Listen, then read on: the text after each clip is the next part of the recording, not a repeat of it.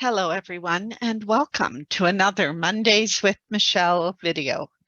This week, we're taking a look at some digitized cemetery registers available online through the University of Leeds Library. We will also look at some of the collection guides covering cause of death and burial plots.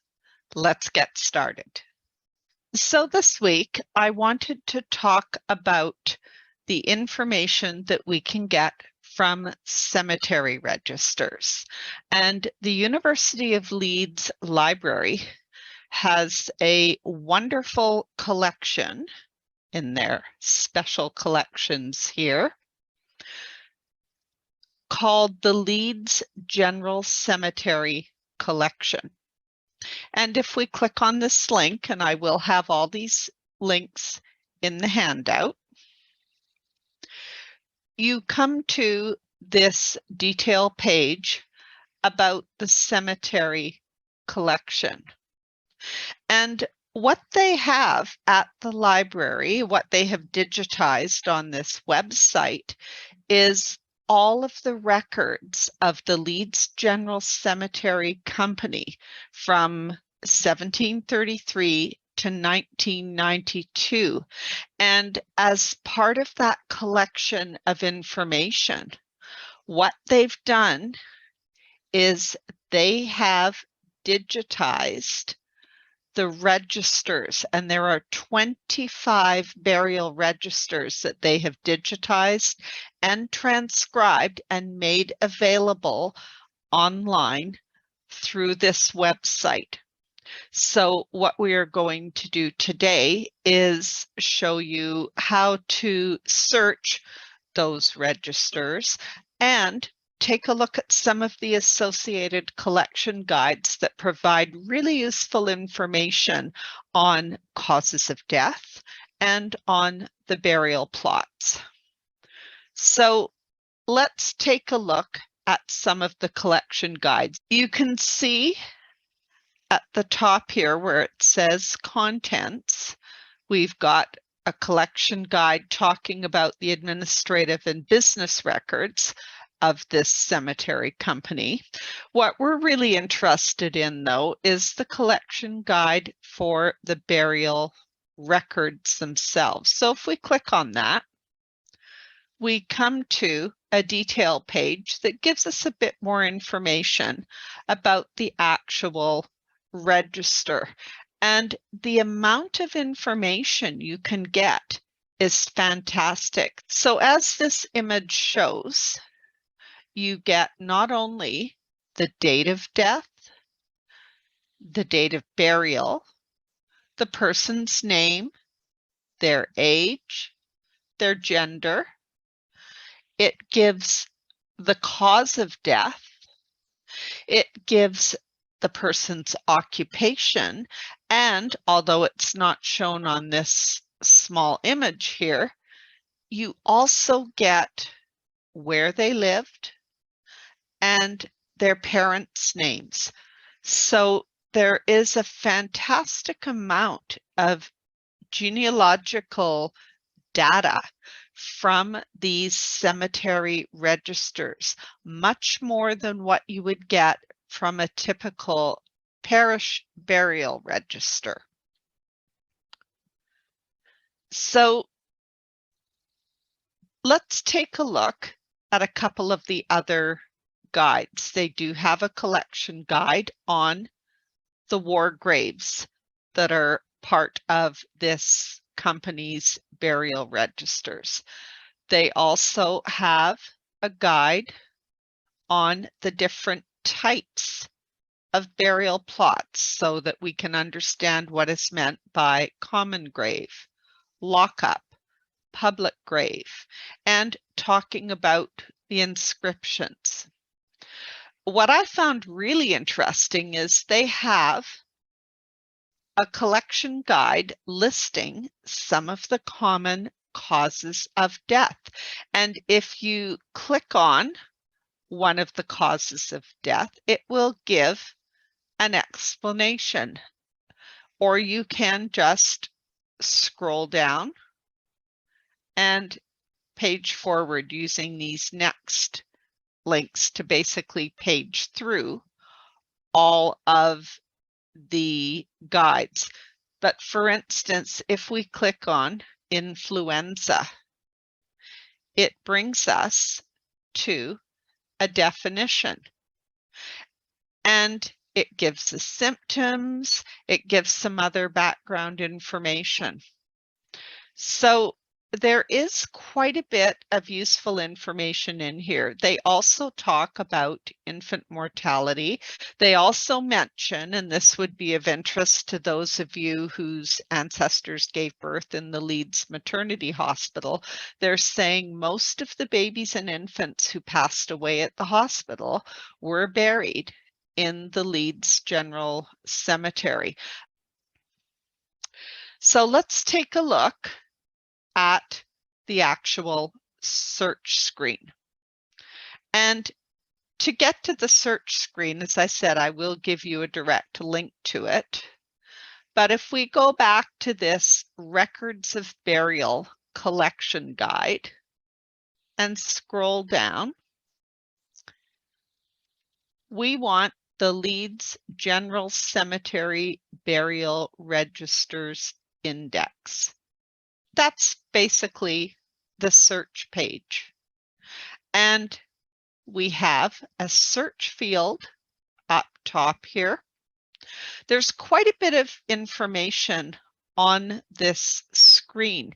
So on the left, you have different search criteria. So you can search by gender.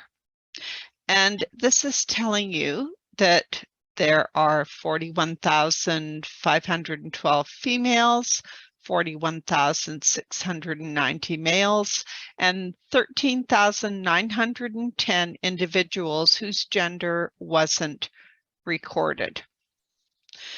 We could look at age ranges. We could look at cause of death. And the list goes on and on. We could look at the occupations. We could look at burial date ranges. And for some of these items, I'll just open up burial date again. You notice there's this set your own range using the advanced search options. So for example, if I wanted to list all deaths from 1830 to 1832, they don't have a predefined search category. I could click on set my own range and go to this detailed search screen and adjust my date ranges here. Similarly, I could go to age at death and do the same thing.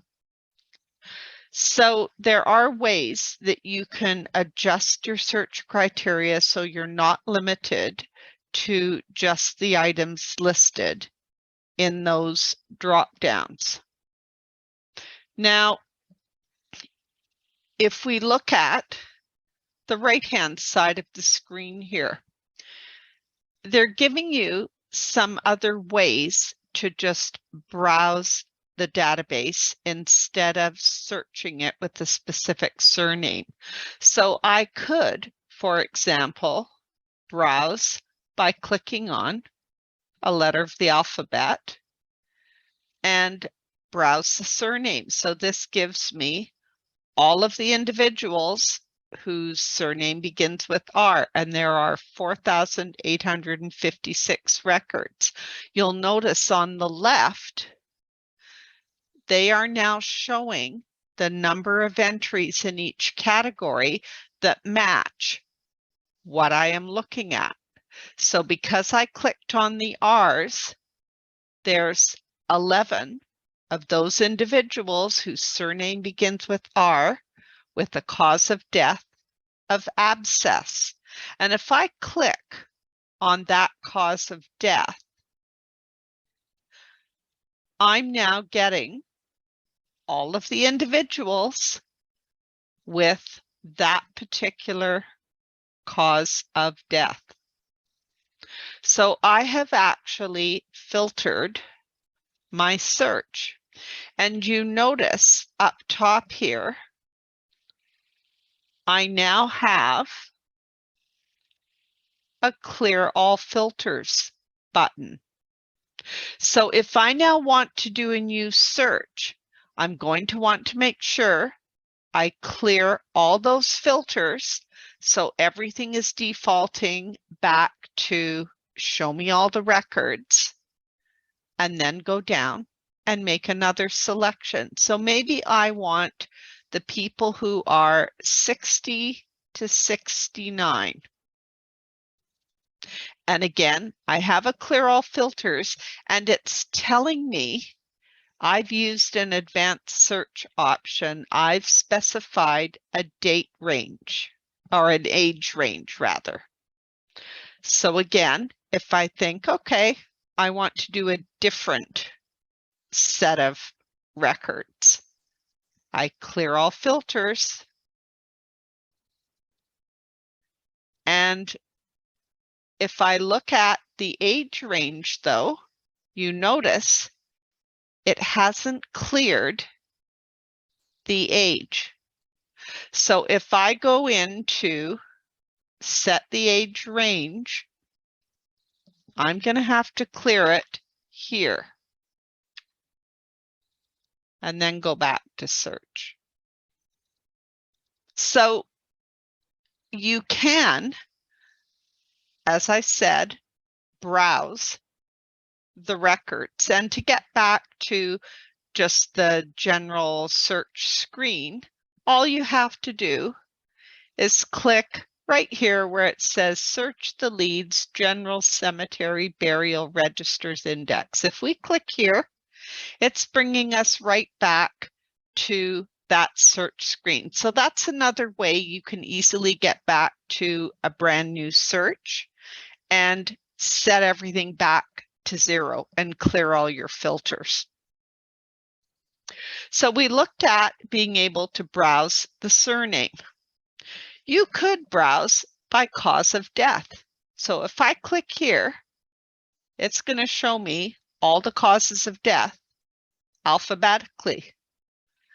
So these are all of the causes of death that they had transcribed in these burial registers for the cemetery. So I could click on any one of them, and it is showing me on the left the number of people that have that cause of death, their age range, and then it's listing those individuals. So again, to get back to the main search screen, I just click this link and I'm back into the complete set of data, no filters, and I can choose to look at something else. Maybe I want to look at the occupations of the parents. So if I look at that, let's pick the letter I. Let's pick an innkeeper. So we've got quite a few entries here. And here are all the different causes of death. Here are the age ranges. Here are the burial dates. And you notice when we click on occupation, we're getting a variety here because what we searched on was occupation of the parents. This will be the occupation of the deceased individual. So if, for example, we click on this person who is a solicitor and we look at more details, it's telling us the deceased's name was William Dyson. He was a solicitor. If we look at his parents' information, his parents were Emma and George Dyson, an innkeeper. So you can browse all of the key fields in the cemetery register. You can browse by the parent's occupation. You can browse by the deceased person's occupation by selecting from the occupation list on the left. And let's go back to the main index page here. There's also some sample queries using advanced search. And they've got some items here to look at as far as statistics, most common causes of death. So the fact that you can search this register in so many ways is very powerful.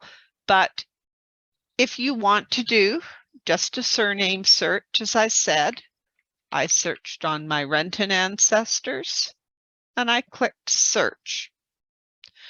And I might want to look at individuals within a certain date range. So I could look at burial date, and if I didn't like this particular range, I'm going to set my own range. And I'm going to say, give me all the Rentons from 1837 to 1850. And I'm going to click search. And you notice it's confirming the date range I set up here. It's saying I've used an advanced search option. It says I have 4 records. Here they are. I can click on one of these entries. I have the transcript of information. I also have the actual register image.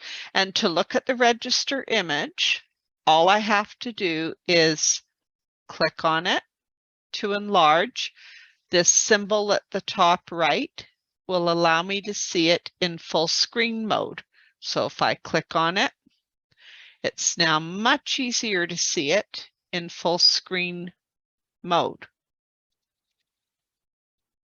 And there is my entry right here. And I can see the father's name, the father and the mother, and the father's occupation, and where they lived, and the cause of death, water on the brain, the child's age, and I've got the death date and the burial date. Now I can page forward and back through the register using these next and previous buttons.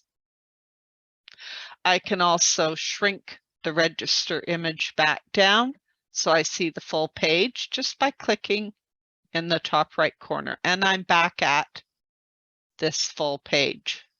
Now, something else I can do, if I return back to my results, which is this results button here at the top. Here is my list of results for my search. I could download these results as a spreadsheet file.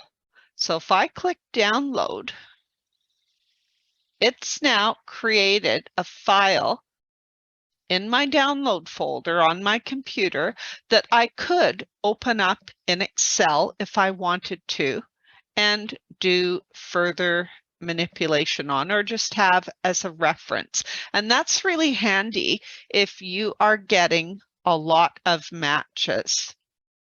There's also a statistics button.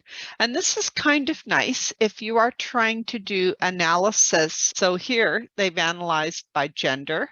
Here they've analyzed the number of deaths by particular age bands. Here they've analyzed by cause of death, occupation. So that type of statistical information is really handy. And once again, if I want to quickly cancel all my filters and do a new search, all I have to do is click here, and I'm right back to the entire list. So for those of you who don't have ancestors in Leeds, or who are wondering how you can access some of the cemetery registers for other cemeteries in the country, the Family Search catalog has a lot of registers available that have been digitized. So if you search the card catalog, do a keyword search on Yorkshire cemeteries, and you will find quite a few entries. Now, not all of these registers are available on sites like Ancestry or Find My Past. So for example, one of the registers I looked at was Batley Cemetery. And you notice they have the camera icon beside the register, and this register covers up to 1967 for consecrated burials and 1945 for unconsecrated. And if I click on the camera image, that means I have access to view these records from the comfort of my home. And if you open up the register again, it's giving all of the details. Now, some of these registers may not be as complete as the one I showed you on the Leeds University Library website. It really depends on the cemetery and how much information they were taking, but you will still get quite a bit of useful details. So in this particular one, we are getting an occupation, we're getting an age, we're getting where they lived, we're getting the parish where they died. We've got a grave number. We don't have, unfortunately, cause of death in some of the other fields like mother's names. My point is, it's worth looking at what Family Search has to offer. So in this situation, they have the digitized images for the Batley Cemetery. I took a look at one of the entries on the Batley Cemetery Register. If we look at unconsecrated burials and look at the first page, and the name is Mary Fox, and she was buried in 1866. So what I did was I searched in Ancestry for Mary Fox because I was curious to see whether this burial register entry would show up on Ancestry. And as you can see, I typed in Mary Fox, death date of 1866 in Batley, and searched, and all they have is the Find a Grave link showing that yes, she is at Batley Cemetery, but they do not have the actual register image. Similarly, when I went to find my past. And I typed in Mary Fox. I gave death date 1866, Batley, Yorkshire, and searched. And they have her probate details. They have an entry for her will. They have the civil registration of her death. They do not have the cemetery register. When I did the same search in Family Search, and I'll just back out of this so that you can see the search results. So I typed in Mary Fox in Family Search when I did a record search. I put death place Batley, death year 1866, and I searched. And I said I want an exact search on the place. They have the Find a Grave image, and they have this entry, England Deaths and Burials. And when I click on that image, this is the link to the burial register. And you notice there's this link up top here that says View Original Document. And when I click that, it's taking me right to that film we were just in. And there is the register entry. Now, not all of their digitized films have been indexed.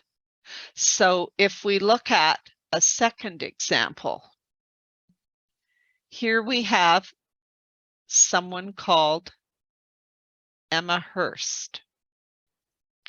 She died in Huddersfield, 1933. But there is no burial register entry for her on Ancestry. Similarly, there is only the civil registration death entry for her on Find My Past. If I go in to Family Search, I did not find her when I searched on her name, but I did a card catalog search and found this Almonbury Cemetery Register. And there she is listed. There is all of her information in their cemetery register. So it is well worth searching the Family Search card catalog, as well as doing a record search, a person search on the Family Search website to see if you can find those other registers, those other death records, because some of them may very well have extra information. You may get the date of death as well as the burial date. You may get parents' names or occupation or cause of death. I hope you enjoyed this week's video. Don't forget to download the handout. You'll find the link in the video description at the bottom of your screen. You may have to click more to see the handout links. Thanks for watching.